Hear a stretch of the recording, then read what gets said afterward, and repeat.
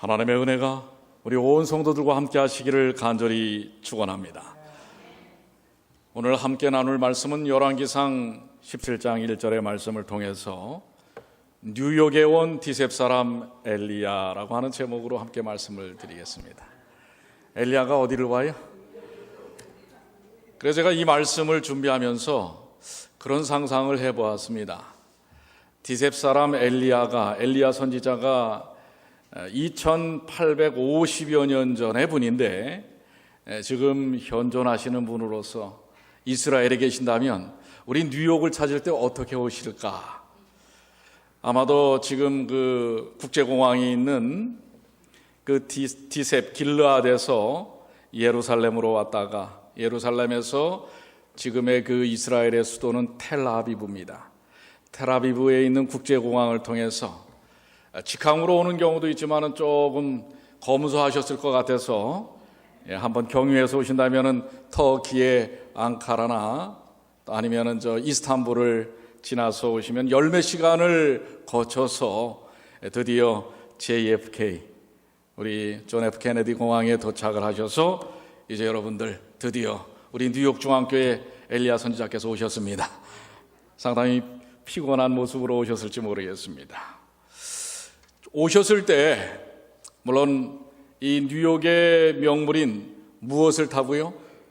옐로캡을 타고 또 이 뉴욕의 가장 중심부라고 할 수 있는 타임스퀘어 아마 저기를 가보셨을 것이라고 생각이 됩니다.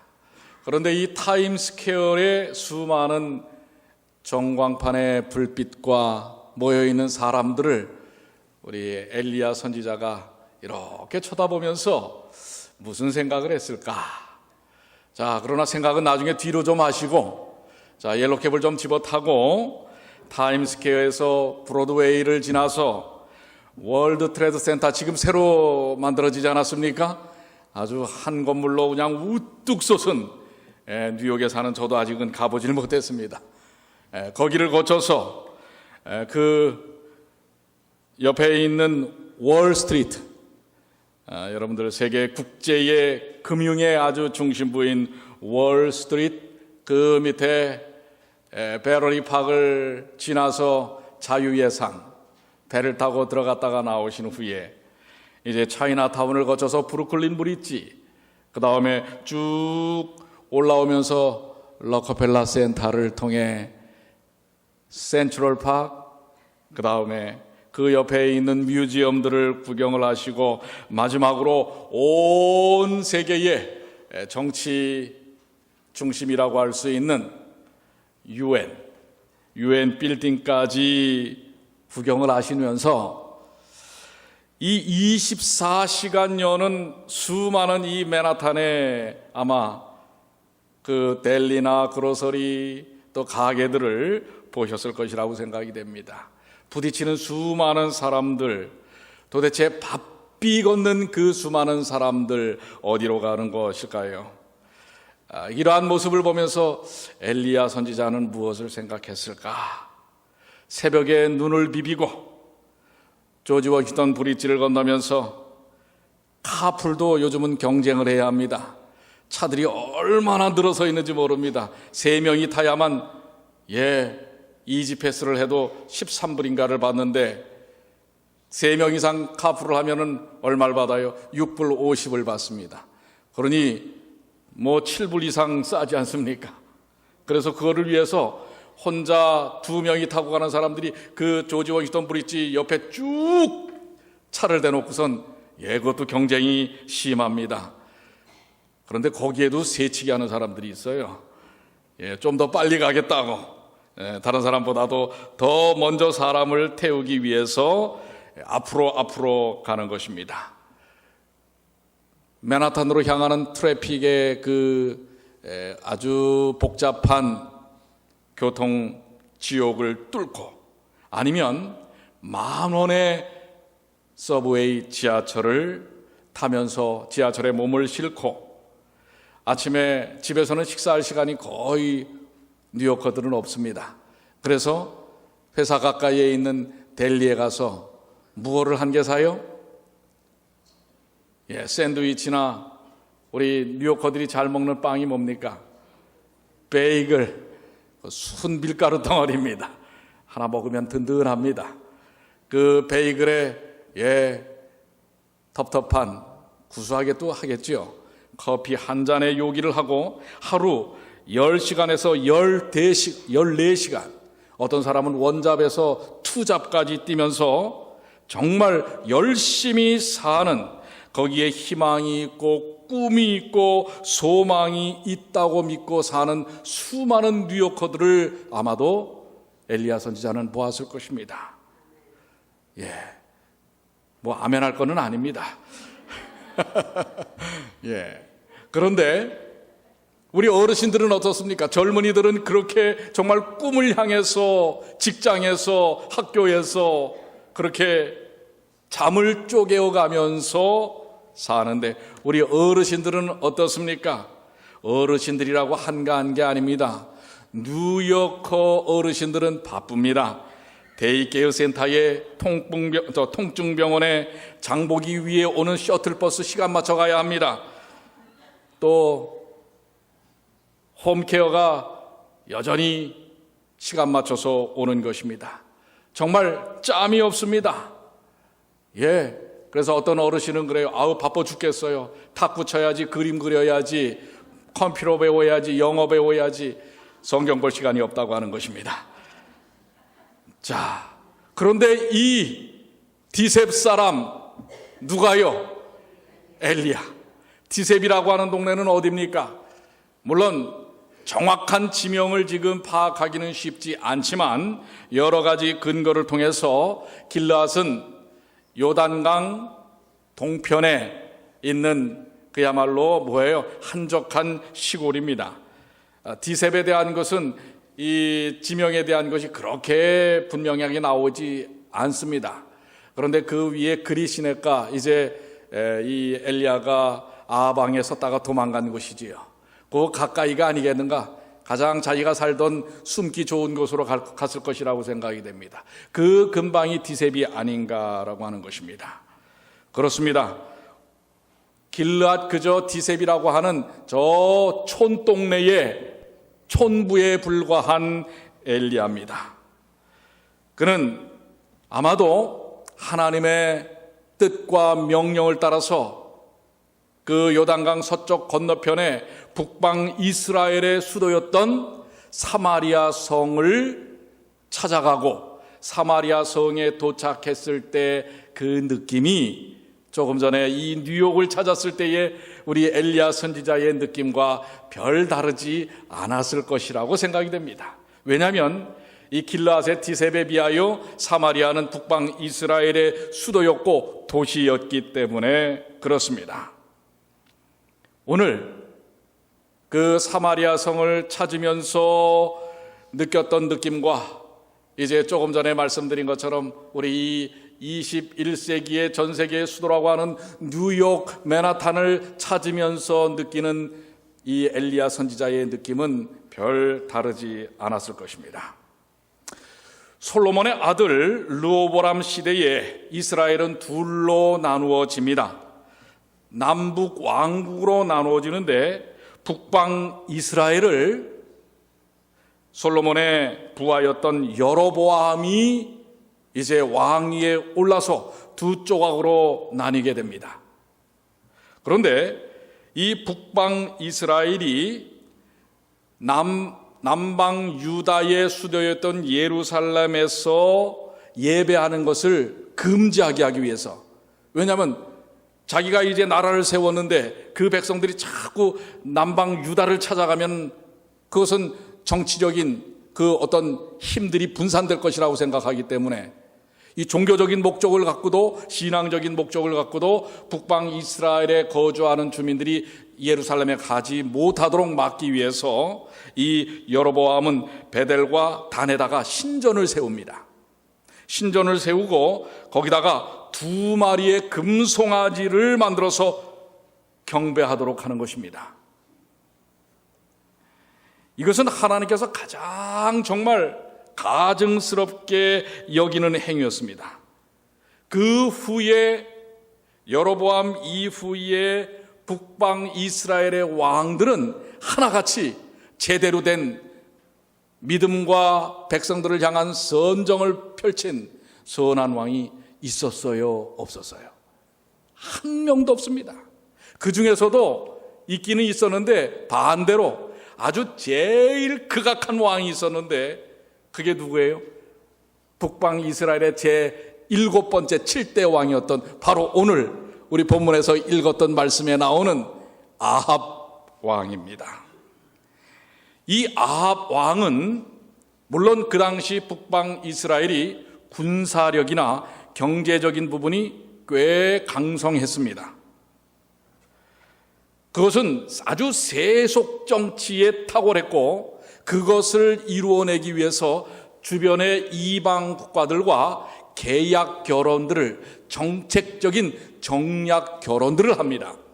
그 중에 하나가 미모와 아주 성과를 갖춘 시돈의 왕의 딸이었던 누구였어요?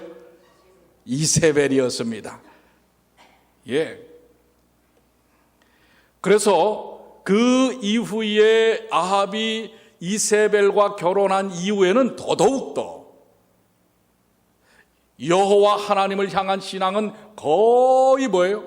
다 사라져버리고 바알과 아세라 우상 숭배가 이 북방 이스라엘 구석구석 깊이 침투했던, 심지어는 이세벨의 상에서 먹던 바알과 아세라의 선지자가 몇 명이나 돼요?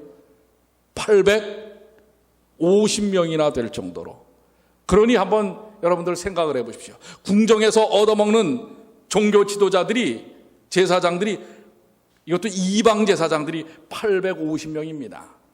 그들이 예배만 들었겠습니까? 그들의 정치와 권력을 유지하기 위해서 그 당시에 권력의 중심인 아합이나 이세벨에게 붙어서 그들의 영향력들을 발휘하지 않았겠습니까? 그래서 열왕기상 16장 30절에 보면 오므리의 아들 아합이 그 전에 모든 사람보다 여호와 보시기에 악하였다, 더욱 악하였다, 이렇게 말씀을 하고 있는 것입니다. 이제 이러한 아합의 시대는 신앙적, 하나님을 향한 신앙적 상태가 거의 자취를 감출 뿐만 아니라 아주 극에 달았습니다. 그래서 이 시대를 가장 북방 이스라엘 시기의 신앙적 암흑 시기라고 이야기하고 있습니다.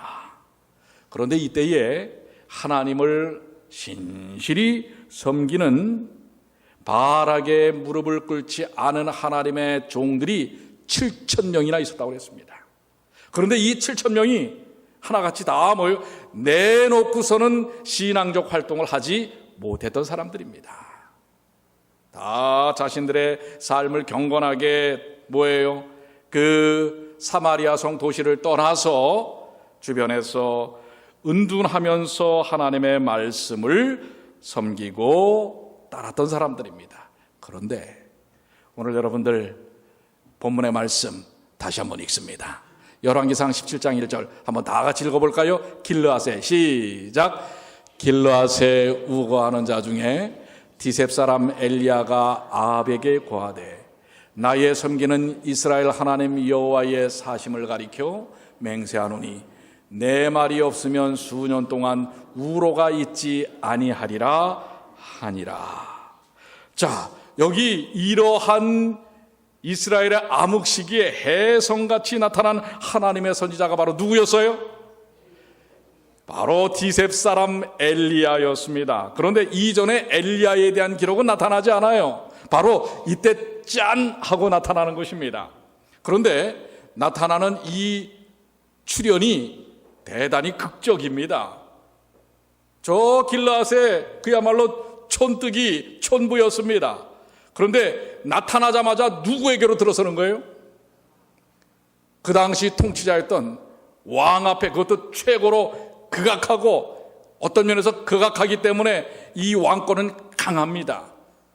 강력한 군주였던 앞에 딱 나서는 거예요. 그런데 참 여러분들 이해가 되지 않지 않습니까? 그 정도 강력한 군주였다면 경비병들이 얼마나 많았겠어요. 그런데 알지도 못하는 선지자 엘리야가 어떻게 궁정을 통과하면서 그 경비병들의 경비의 벽을 뛰어넘어서 왕 앞에 설 수 있었을까? 어떤 기록에 보면 그 당시 너무나 이 군주에 대한 왕권이 강화됐기 때문에 감히 왕 앞에 누가 섣불리 나서지 않기 때문에 왕 앞에 걸어 나오는 것에서도 누구도 뭐예요? 제지할 생각도 안 했다는 것입니다. 왜요? 애초에 강력하기 때문에. 그것이 어떤 면에서는 엘리야가 왕 앞에 아주 설 수 있는 허를 찔르는, 물론 거기에는 하나님의 손길의 역사가 있습니다. 그래서 그 왕 앞에 서서 당당하게 뭐라고 이야기합니까? 하나님 여호와의 사심을 가리켜 맹세하노니 내 말이 없으며 수년 동안 우로가 있지 아니하리라. 앞으로 내가 얘기하는데, 하나님의 말씀을 내가 전하는데 이 땅에 우로가 뭡니까? 비유조의 이슬 로자입니다. 비와 이슬이 없을 것이다. 즉 생명의 근원이라고 할 수 있는 그 당시 농경사회, 그 지역에 농사 짓는 일에 있어서 이 우로가 없다고 하면은 이거는 농사를 질 수 없다고 하는 것입니다. 그 선언을 하고 가는 것입니다. 자, 어떤 면에서는 엘리야가 하나님의 명령을 받고 왕 앞에 쓴다고 하는 것 자체가 엘리야에게는 큰 도전이었을 것이라고 생각이 됩니다. 왜냐하면 극악하고 강력한 왕권 앞에 쓸 수 있다는 것, 쓴다는 것, 이것은 대단히 위험천만한 일이고 큰 도전이 아니면 안 되는 것입니다. 그러나 하나님을 의지하여 엘리야는 왕 앞에 서서 하나님께서 말씀하라 하신 그 말씀을, 선언을, 선포를, 심판에 대한 선포를 하게 되는 것입니다. 그런데 이 말씀을 하고 난 다음에 엘리야가 어떻게 합니까? 신속히 그 왕궁을 빠져나옵니다. 그래서 더더욱 아합은 대처를 못했을 거예요. 뭐예요? 와갖고 뜬금없이, 보니까 행색을 보니까 선지자같이 보이기는 하지만 이름도 없고 뭐 별로 알지 못하는 지명도가 있는 사람도 아니고 감히 자기에게 그런 얘기를 할 만한 사람이라고 생각지 못한 사람이 와서는 대뜸 앞으로 내 말이, 내가 다시 말할 때까지는 이 땅에 비와 이슬이 없을 것이라고, 생산에 대한 근원이 없을 것이라고 선언을 하고 나가는 것입니다. 그러니까 아합은 뭐예요? 그냥 멍하니 그 이야기만을 듣고 만 것입니다. 자, 엘리야는 그 이야기를 선포한 다음에 신속히 나와서 어디로 갑니까? 그리 시냇가로 갑니다. 그야말로 뭐 하는 거예요? 주랭랑을 치는 것입니다. 한번 딱 선언을 해놓고서는 어떻게 하는 거예요? 주랭랑. 이지 아방이 정신 차리기 전에 어떻게 하는 거예요? 주랭랑을 치는 것입니다. 어떻게 보면 이것은 하나님의 이끄심입니다. 역사하심입니다. 왜냐하면 아무래도 그 강력한 군주적 이 왕이었던 아합이 이 말에 대하여 분명하게 이해할 것이라고 하는 이러한 생각을 하신 것 같지는 않아요. 그리고 그가 어떤 반응으로 이것을 선포하는 엘리야를 위해를 가할지 모르기 때문에 하나님께서는 엘리야를 어떻게 하는 거예요? 도피시키는 것입니다. 자, 엘리야는 그리 시냇가에서 얼마간 까마귀가 물어다 주는 음식으로 연명을 합니다. 그러다가 누구를 찾아요?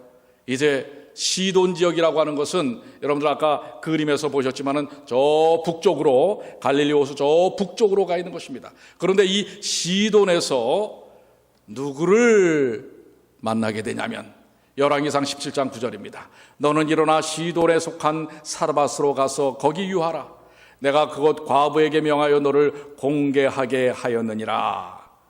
자, 하나님께서 하시는 말씀이에요. 그래서 하나님의 말씀을 따라서 그는 시돈으로 가는 것입니다. 그런데 여러분들, 이 시돈은 어떤 땅이지요?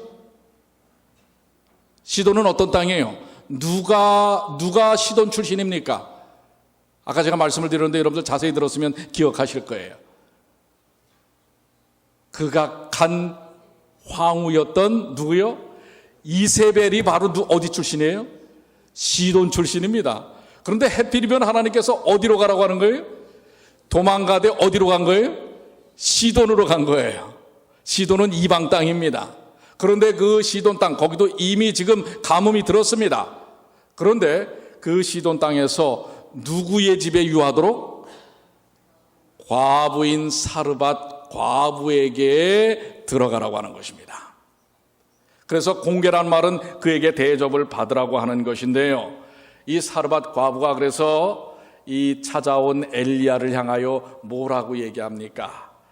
열왕기상 17장 12절에 저가 가로되 당신 하나님 여호와의 사심을 가리켜 맹세하노니 나는 떡이 없고 다만 통에 가루 한 움큼과 병에 기름 조금뿐이라. 내가 나뭇가지 두엇을 주어다가 나와 내 아들을 위하여 음식을 만들어 먹고 내가 그 외에는 죽으려고 하고 있는데 그걸 달라고요? 하는 것입니다. 자, 어떻게 보면 이러한 극악한 북방 이스라엘의 종교적 암흑 시기는 시돈의 왕의 딸이었던 공주 이세벨을 통해서 우상 숭배가 가득했기 때문에 일어났습니다. 원인 제공이 바로 그 시돈 땅에 뿌리가 있습니다. 그런데 오히려 하나님은 그 시돈 땅으로 엘리야를 가게 하셔서 그 시돈 땅에 아주 가난한, 이제는 한 움큼 남은 그 밀가루로 그저 빵을 만들어서 한번 먹고 이제 죽으려고 하는 그 과부의 집에 가서 대접을 받으라고 하는 것입니다. 너무나 역설적이지 않습니까? 이 하나님의 역사와 섭리는 놀라운 의미를 갖고 있다고 하는 사실입니다. 죄악의 근원이었던 시돈 땅에서 거기에도 하나님을 믿고 따르는 백성이 있을 수 있다는 사실을 보여주는 것입니다. 자, 어떻게 됐습니까? 그런데 이제 이것을, 이 먹고 내 아들과 죽으려고 했던 이 떡을 누구를 주겠다고 하는 거예요? 엘리야를 주겠다고 하는 것입니다. 자, 열왕기상 17장 14절에 이스라엘 하나님 여호와의 말씀이 뭐라고 약속하십니까? 나 여호와가 비를 지면에 내리는 날까지 그 통의 가루는 다 없어지지 아니하고 그 병의 기름은 없어지지 아니하리라 하셨느니라. 여러분들 아멘입니까? 어떻게 보면은 이스라엘의 죄악의 근원이었던 시돈 땅에 하나님을 알지 못했던 사르밧 과부는 오히려 하나님의 말씀을 듣고 그 선지자를 공개하는 일에 자기의 생명선을 내어 놓습니다. 그럴 때 하나님은 그에게 진정한 생명의 축복을 주셔서 이 가뭄이 다 끝날 때까지, 얼마나 걸려요? 가뭄이 끝날 때까지 얼마나 걸립니까? 3년 반이나 걸립니다. 3년 반 동안에 먹지 못해서 죽어나간 사람들이 부지기수였습니다. 그런데 이방의 어떻게 보면 우상의 중심지라고 하는 시돈 땅에 하나님을 믿고 받아들이는 삶은 거기서도 놀라운 믿음의 역사가 드러난다고 하는 것입니다. 그렇습니다. 여기 이 시온 땅에서의 엘리야의 경험은 하나님의 무한한 공급의 역사를 보여줍니다. 하나님을 믿고 따르는 것, 하나님과 함께하는 것. 왜 하나님께서 엘리야를 아합 왕에게 보내셨을까? 그리고 이스라엘 백성들에게 왜 우로가 내리지 않는다는 것을 선언하게 하셨을까? 그러면서도 오히려 시돈 땅에 있는 그 얼마 남지 않은 것을 하나님의 종을 위하여 대접한 그 여인, 하나님의 약속을 믿고 행했던 믿음의 역사 속에는 왜 놀라운 생명의 축복을 허락하셨을까? 여기에는 한 가지 주제가 있습니다. 오늘 이 일을 통해서 주시는 한 가지 주제는 뭔지 아십니까? 생명의 근원은 누구에게 있다는 거예요? 여호와 하나님에게 있다는 사실을 보여주는 것입니다. 즉 우로를 내리지 않게 하신 이유는 그 우로를 아합과 이세벨과 이스라엘 백성들은 바알, 아세라 이런 잡신들에 의하여 이루어지는 것이라고 믿고 살아왔습니다. 그것이 자신들의 삶의 근원이라고 생각하고 살아왔던 것입니다. 그런데 그게 아니라 살아계신 하나님이라는 사실을 그들에게 보여주는 것입니다. 3년 후 어떤 일이 일어납니까?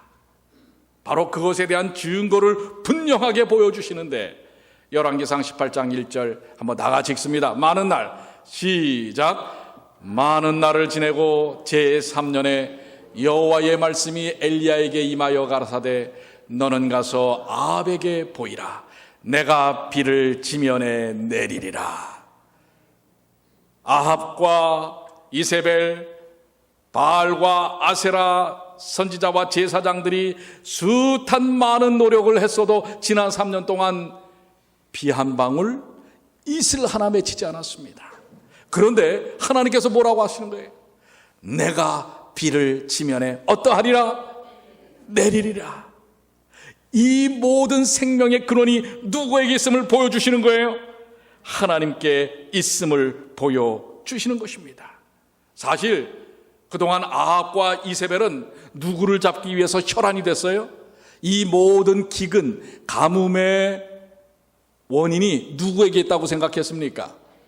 엘리야에게 있다고 생각을 했어요. 그래서 엘리야를 잡으려고 그토록 했는데 제발로 나타나는 것입니다. 3년 만에 나타나서 이제 내가 비를 지면에 내리리라 하신 여호와의 말씀을 증거하는 것입니다. 자, 아방이 볼 때에 엘리야, 디셉 사람 엘리야는 누구입니까? 여러분들, 엘리야라고 하는 말의 뜻은 여호와는 누구시다? 하나님이시다라는 의미를 갖고 있습니다. 여러분들, 엘리야는 우리가 성경을 통해서 어떤 사람인지 알 수가 있습니다. 엘리야는 기도의 사람이었습니다. 엘리야는 하나님의 말씀을 믿는 믿음의 사람이었습니다. 엘리야는 하나님의 말씀을 순종하는 순종의 사람이었다는 사실을 알 수가 있습니다. 왜냐하면 여러분들 본문의 말씀에도 나와 있는 것처럼 나의 섬기는 이스라엘 하나님 여호와의 사심을 가리켜 맹세하노니 하나님에 대한 신념과 믿음과 기도의 역사가 아주 강렬했던, 그리고 하나님의 뜻을 순종하는 하나님의 백성이었다고 하는 사실입니다. 사실 엘리야도 고민을 했을지 모릅니다.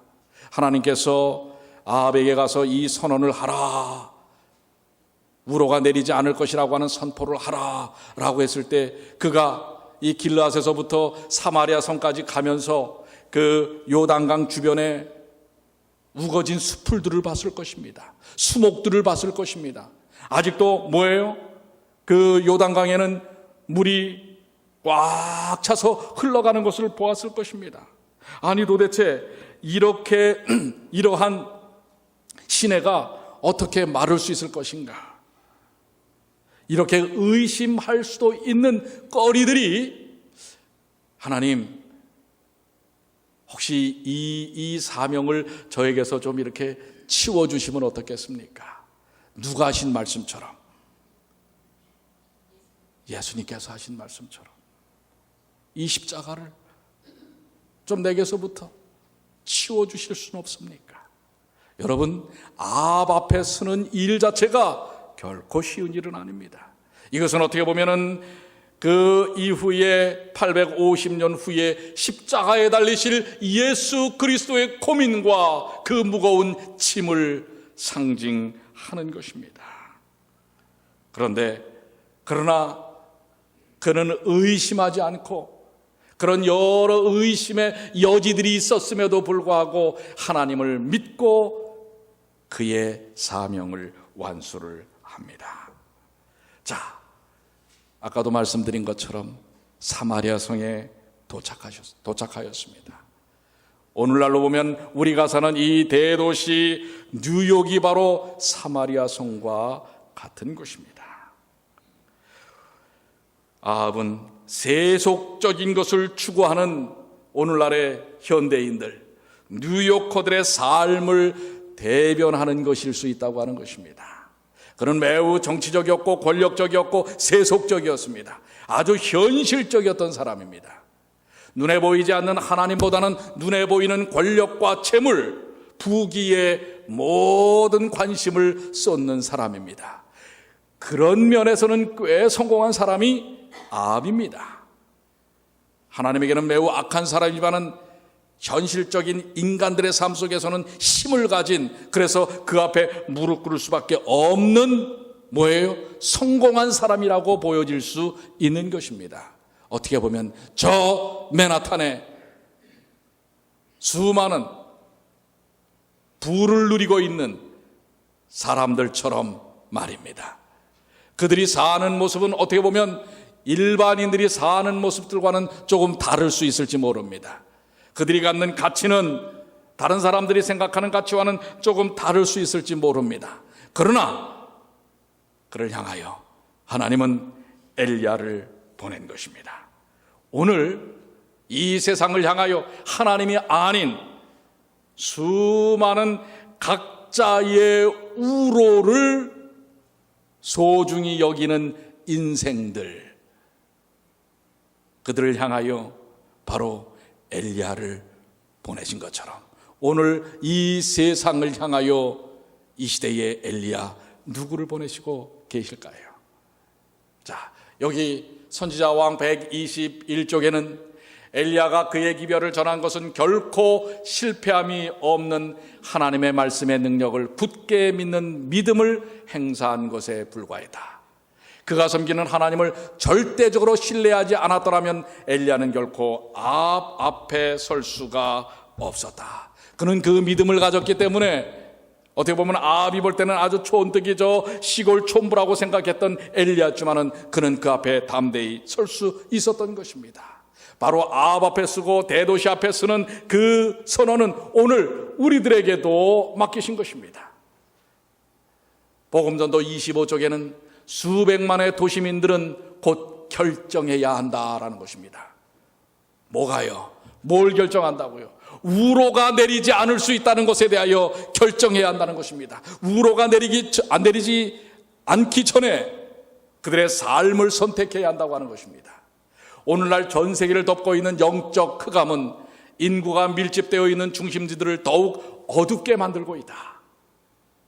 모든 국가의 대도시에서 복음 사역자는 가장 완고한 무리들과 가장 크게 도움이 요구되고 있는 사람들을 발견하게 될 것이다. 아합 같은 사람도 또 사르밧 과부 같은 사람도 우리는 만나게 된다고 하는 것입니다. 바로 이 시대의 엘리야로 하나님께서 사마리아 성에 엘리야를 보냈던 것처럼 이 거대한 도시 뉴욕에, LA에, 시카고에, 애틀란타에 하나님께서 이 시대에 엘리야를 보낸다고 하는 사실을 기억하시게 되길 바랍니다. 지금이야말로 그 엘리야가 믿음을 갖고 하나님을 신뢰하여 하나님께서 주신 사명을 감당해야 할 때입니다. 그런데 주님은 분명히 이야기하십니다. 내 말이 없습니다.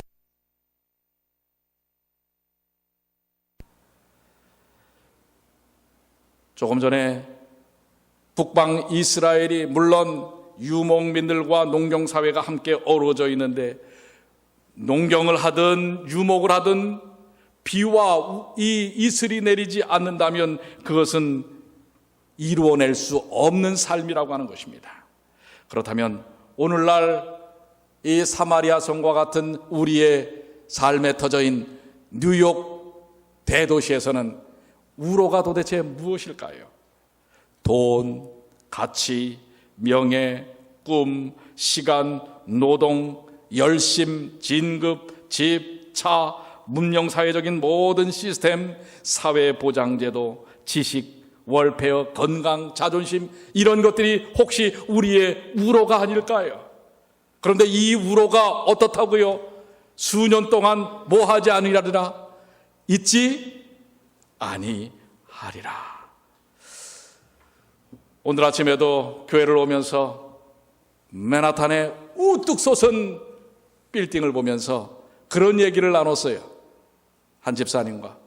도대체 저 거의 100여 층에 달하는 저 빌딩에 물을 도대체 어떻게 끌어올릴까요? 여러분들, 그냥 자연적인 수도의 압력으로 50층, 100층까지 올라갈 수 있어요? 못 올라갑니다. 그러면 뭐예요? 강력한 모터를 이용해서 펌핑을 해서 물을 끌어올려야 되는데, 그런데 그 많이 사는 사람들을 위해서 그 제일 꼭대기층에다가 이 물탱크를 만들어야 되는데 물탱크가 보이질 않아요. 도대체 저 어떻게 물을 끌어올릴까 하면서 우리가 얘기했던 게 뭐냐면, 만약에 저기 전기가 저 100층까지 올라갔는데 전기가 끊어졌다고 하면 그 사람들은 어떻게 될까요? 여러분, 100층을 한번 걸어 내려와 보실래요? 어떻습니까? 여러분들이 한 50층쯤 엘리베이터를 타고 갔는데 전기가 끊어졌어요. 여러분들, 물이 나오지 않아요. 우로가 끊어진 거예요. 여러분들, 비즈니스를 하는데 리스를 연장을 안 해줘요. 우로가 끊어지는 거예요. 여러분들이 일을 하는데 돈이 나오질 않아요. 우리 월페이를 받으시는 어르신들, 이번 달부터 30% 절감입니다. 예산이 없어서. 이런 일들이 일어나고 있고요. 또 앞으로도 일어날 수 있지 않습니까? 우리가 먹고 살고 하는 모든 누리고 생명의 유지의 기본이라고 생각했던 우로들이 끊어진다면, 아니, 끊어질 수가 있다고 하는 것입니다. 우리 쓰나미가 왔을 때도 그렇고 샌디가 왔을 때도 그랬죠. 끊어집니다.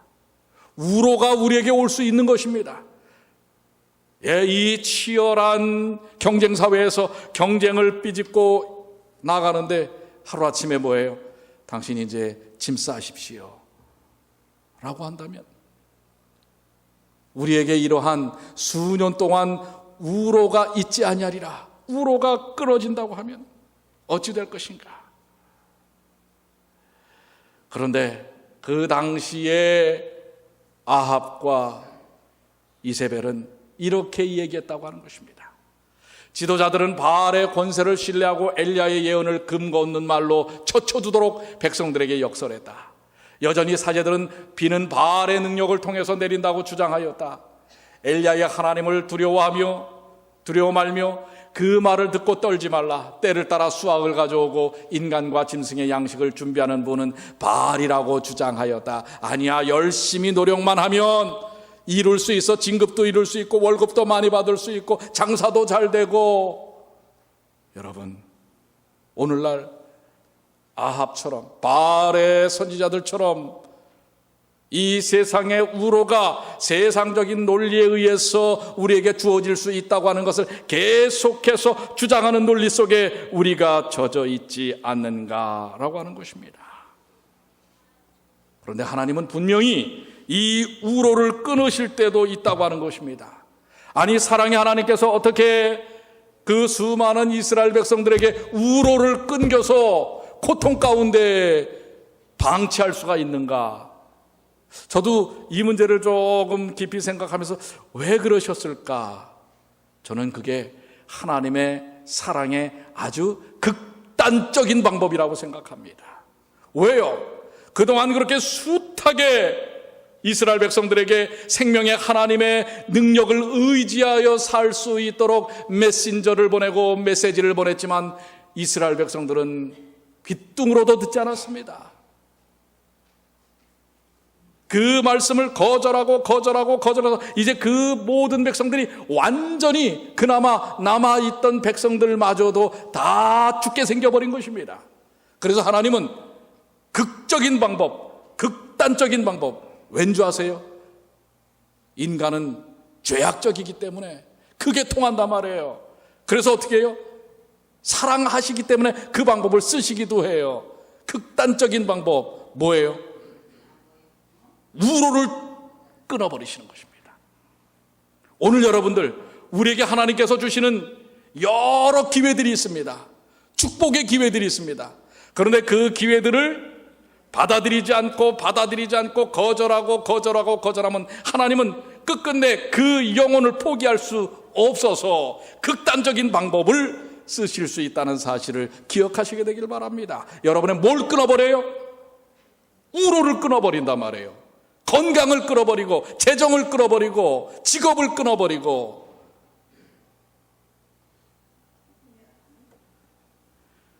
오늘 주님의 포기함 없으신 사랑의 방법이라는 사실을 기억하시게 되길 바랍니다. 지금 이 뉴욕에 온 엘리야는 그것을 외치고 있는 거예요. 우로가 끊어지리라. 우리가 깨어나지 않으면 안 됩니다. 살아계신 하나님께로 돌아가지 않으면 안 됩니다. 하나님은 우리에게 축복을 주시기를 너무도 원하십니다. 그러나 이 백성들이 받아들이지 아니할 때, 그렇게 끝장날까봐 하나님은 극적인 방법을, 그 사랑을 포기하지 않는 방법 속에서 우로를 끊는 극적인 방법을 사용하신다는 사실을 기억하십시오. 그런데 여러분들에게 호소합니다. 우로가 끊어지기 전에 사랑의 하나님께로 돌아가십시오. 우로가 끊어질 때까지 기다리지 마세요. 우로가 끊어질 때까지 버티지 마세요. 하나님께로 돌아가십시오. 끝까지 포기하지 않는 하나님께로. 그래서 우로가 아닌, 우리가 생명줄로 생각하는 그 모든 우로가 아닌 살아계신 하나님을 인정하는 주님의 귀한 백성들 되시길 바랍니다. 그렇게 사시길 원하십니까? 그렇지 않으면 어느 순간에는 하나님은 극단적인 방법을 쓰십니다. 왜요? 포기할 수 없기 때문에. 너무 사랑하셔서. 오늘 이사야 41장 9절은 주님이 주시는 우리에게 오늘의 말씀의 마지막 하나님의 애틋한 마음입니다. 우리 한번 다 같이 읽어볼까요? 시작. 내가 땅끝에서부터 너를 붙들며 땅 모퉁이에서부터 너를 부르고 내게 이르기를 너는 나의 종이라 내가 너를 택하고 실어버리지 아니하였다 하였노라. 아멘. 이게 아멘입니다. 우리를 우로가 끊어지기 전에 우리 하나님은 이 말씀의 뜻을 따라 살기를 원하십니다. 내가 땅끝에서부터 너를 붙들며 땅 모퉁이에서부터 너를 부르고 내게 이르기를 너는 나의 종이라 내가 너를 택하였고 실어버리지 아니하였다. 실어서 내버리는 게 아니라 말이에요. 오늘 우리가 서 있는 곳은 어디입니까? 아합이 서 있던 사마리아 성이 아닌가요? 21세기의 사마리아 성 뉴욕의 대도시에 서 있습니다. 오늘날의 인구의 50% 이상이 대도시에 밀집되어 있습니다. 이 대도시는 한순간에 우로가 끊길 수 있는 가장 죄악이 극심한 지역이라는 사실을 기억해야 합니다. 그렇기 때문에 엘리야를 보내셨던 것처럼 오늘 이 교회를 세우신 이유는 바로 이 시대의 디셉 사람 엘리야. 어떻게 보면 세상 사람들이 볼 때 좀 촌스러워 보일지 모릅니다. 그러나 그에게는 생명의 역사함이 있습니다. 바로 그런 여러분과 저를 택하셔서 하나님께서 이 귀한 사역을 이루게 하십니다. 오늘 디셉 사람 엘리야처럼, 뉴욕을 찾아온 디셉 사람 엘리야처럼 오늘 그 엘리야가, 뉴욕에 찾아온 엘리야가 오늘 여러분이라는 사실을 기억하시게 되길 바랍니다. 오늘 아합 앞에 섰던 것처럼 수많은 우로에 매여 있는 사람들 앞에 서서 하나님의 생명의 능력과 약속에 대하여 선언하시는 주님의 귀한 자녀들 되시길 바랍니다. 그렇게 하시기를 소망하십니까? 하나님의 역사하심이 여러분과 함께 하실 것입니다. 하나님의 축복을 다가오는 한 주간에도 누리시는 주의 백성들 되시길 바랍니다. 이제 우리 다 같이 일어나